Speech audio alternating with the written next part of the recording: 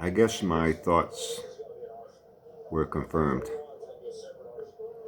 Uh, I mentioned in the past about how I think NASCAR is a fucking joke. Although at one time I liked it when I was a kid. And back then it wasn't on TV like it is these days. I think the only time you saw a NASCAR race was once in a while. If it was like the Daytona 500, you know, the real big races, Talladega, on a Saturday afternoon on the Wide World of Sports, ABC Wide World of Sports. Remember that? The agony of defeat, that poor bastard going down a fucking ski ramp, ass over tea kettle, taking a flop, you know. The thrill of victory and the agony of defeat. Uh, and I used to watch it when I was a kid. I liked it. I didn't see many races because not many were televised back then. You know, now the whole racing season, it's on every race is televised, you know. And I remember I was about 8 years old. I was like about 8 years old. 1969, the Dodge Daytona with that big wing hit the track. 1970, it carried over, and now you had the Plymouth Superbird. And man, I thought that was so fucking cool. And every car represented every manufacturer, even AMC at one point. They had a Matador, a mascot. And over the years, things changed. And not for the better, as far as I'm concerned. And NASCAR tried all kinds of gimmicks. I know I'll say a couple of things that are really going to piss some people off, but that's how I feel about it, you know. But my overall sentiment of how it's kind of going down the shitter was confirmed recently. I got a shitload of channels on DirecTV here, and there's a program, NASCAR Hub, where they sit around and talk about what's going on in NASCAR. And one of the commentators was saying that a lot of the real loyal, diehard NASCAR fans, they've been losing interest for several years now. And the reasons why. You know, well, the cars went away. Now it's down to Chevy, Ford, and Toyota. I'm surprised Nissan or Lexus or Honda hasn't got into NASCAR. Who knows? Maybe that's what's next, you know. But over the years, you know, models changed. At one time, NASCAR, these cars were very relatable to what you could buy at a dealership. They used to say win on Sunday, sell on Monday. I said the same thing about Pro Stock and NHRA, you know. How at one time, guys try to make their Duster, their Camaro, their Cuda, their Nova, put that snorkel hood scoop, put a metal flake paint job on it, some liquid slappers, a lot of bars on it, some big fat tires, you know, Craigers, make it loud and look mean. And you could do a lot with them. Today, I don't recognize a Pro Stock car. I don't like Pro Stock the way I used to. I don't like it at all, quite frankly. My interest is only in fuel because of Bobby. And I don't even follow the NHRA the way I used to at one time. My interest in life has changed as I've got older. Once upon a time, I had a love for cars. Now I just like them. And for me, it's a basic means of transportation. And I used to swear at one time when SUVs became part, I'll never own an SUV. And, you know, when I was married and 2 kids came along, I found myself buying a brand new Jeep Grand Cherokee Limited in 1998. Had the tow package, you know, and every option, weather, sunroof, the whole 9 yards. And I got to like it, you know. I got my Acadia now. You know, it's nice when I put things in the back. It's just, we take trips to New Hampshire occasionally camping. It's nice to have, you know. I don't care about going fast anymore. I don't care about how cool it looks. I don't care about how it sounds. I care more about gas mileage, you know. Man, I'm getting old, huh? But through the years in NASCAR, I saw the manufacturers go away. And then I saw the little gimmicks, NASCAR at one time. Oh, I used to laugh. Remember that digger, that fucking cartoon golfer that used to pop up out of the track? I guess that was to attract the younger kids to want to watch, you know. And over the years, the few races I have caught, if you pay attention to the stands, the spectators, you see more and more and more empty seats. I remember seeing a race earlier this year. At one time, I forget what track it was. I think it was a 1.5 mile track. Might have been Pocono. At one time, that whole seating section would be filled. Now they're empty. You know, and there have been a lot of grumblings for a good 10, 15 years now. And it's gotten worse. You know, they tried gimmicks. Here's where I'm going to catch hell. Danica Crash Patrick. The biggest waste of a race car seat in racing history. She wasn't that good. You know, they figured they put a, hey, let's face it, you know, she's kind of cute, you know. She was another gimmick, you know. Let's get more women interested in the sport. We'll put a girl in a race car. She came from IndyCar only because of her name and, you know, lineage. Patrick.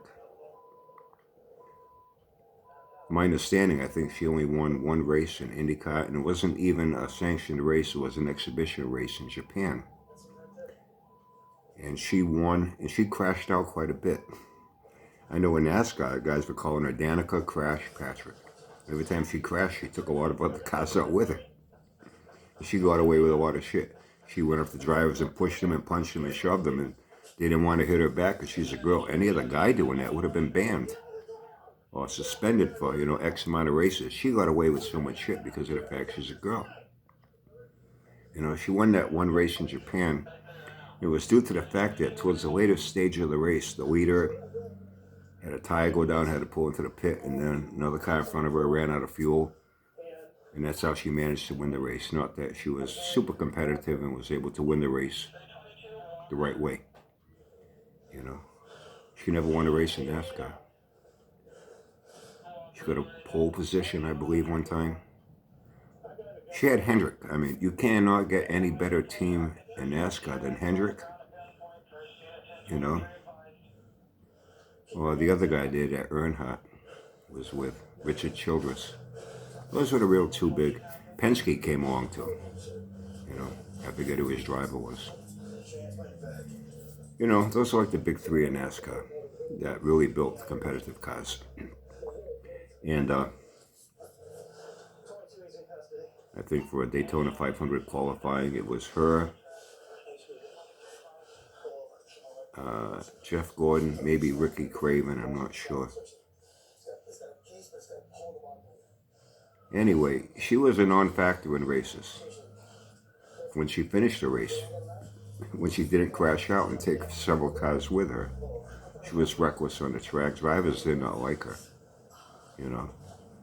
And then she finally lost her ride. And now we get to this modern era. The cars changed dramatically where they became what I call cookie cutter template cars. They're all the same. If you took all the wraps off them and all the stickers, you couldn't tell which was the Ford, which was the Toyota, which was the Chevy. You know, they had to fit a basic template. They no longer resemble their counterparts for production for the public. They got away from that. Then they had that Car of Tomorrow. Remember that? Oh, with that pedestal rear spoiler on the back. That was awful. Cars looked even uglier and more of the same of the same. And then you got your restrictor plate racing. And I think that's what killed it. At one time, you know, the racing was exciting when I was a kid. You saw passing. Restrictor plates cars were just right around mile after mile after mile, following each other. Maybe catch a draft. Now it became about drafting and aerodynamics rather than just putting some horsepower under that hood. Being able to pull and pass on your own without needing four cars behind you pushing you, you know. That's what causes the most wrecks. That's how they get the big one, as they say, because of all that drafting and multiple cars in line. Races became boring. watch a 3-hour race for 2 hours and 45 minutes. All you're seeing is these same guys going around, and might maybe a wreck once in a while. And it's only like the last 15 laps of a race is when you see shit happen. And now people are pulling out, they're trying to pass, and that's when they have the big one. And many races finished under a yellow flag caution. I think then they got away from that. Now they had a white, green, white checkered, and they gave you an extra 3-lap overtime. So you could have a real winner that actually crossed the finish line legitimately. And as they made all these changes, they lost more and more fans. And now we get to this stage racing. And then the chase. And now the playoffs. Here's where I'm going to catch a lot of grief. I know it. I'm expecting it. Playoffs is a term related to sports, not auto racing. I don't consider auto racing a sport. It's a spectacle. It's an event. I don't consider these drivers athletes to call them sports athletes. Does it take some skill? Oh yeah. Sitting in the seat for 3 hours, turn left, turn left, turn left, turn left, turn left. I wouldn't compare them to a baseball player, a basketball player, a football player, a hockey player, or even a soccer player, and I'm not big on soccer, let me tell you right now. If I want to watch guys, watch guys going 90 minutes without scoring. I'll go to a dive bar on a Wednesday night at closing time and see all the guys looking there because they weren't able to take, a drunken bimbo home with them. You know what I mean? I don't consider them athletes.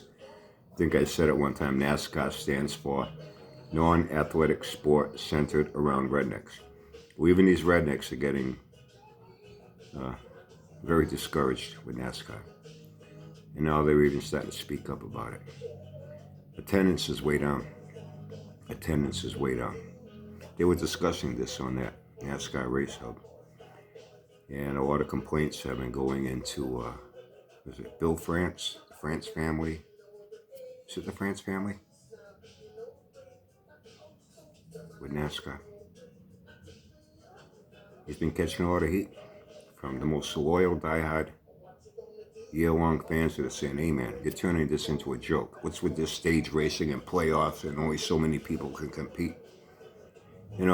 I got a friend that used to really follow it. And when they started this chase, only so many cars now qualified to race for the championship in the few remaining races. I don't know. I'm going by what he told me, but he follows it in points and all that. And he said, there was one season that the guy that was left out of, they expanded it now to 12. If I'm wrong, correct me.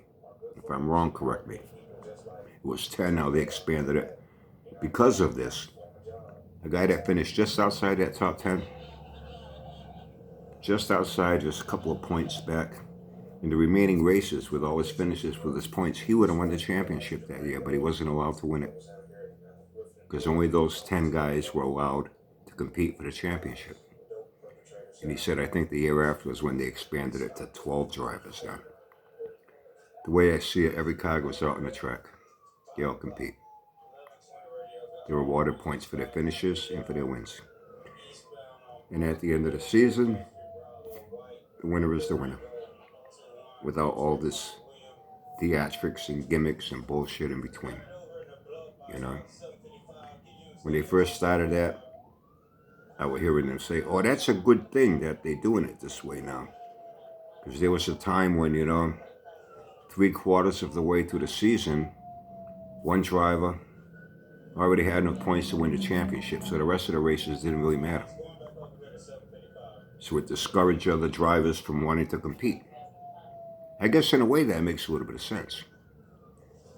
But now you're taking the real competitive factor away from other guys. Anyway, that's my little rant for today. I think NASCAR's a fucking joke. These guys on that NASCAR Race Hub didn't quite put it in the terms that I just put it. They'd probably get fired from their broadcasting commentator jobs for saying what I said. But their sentiment was pretty much the same. NASCAR is in trouble. NASCAR is in serious trouble. It's losing its viewership more and more and more every year. And the more changes they make to try to make it better, they're only making it worse.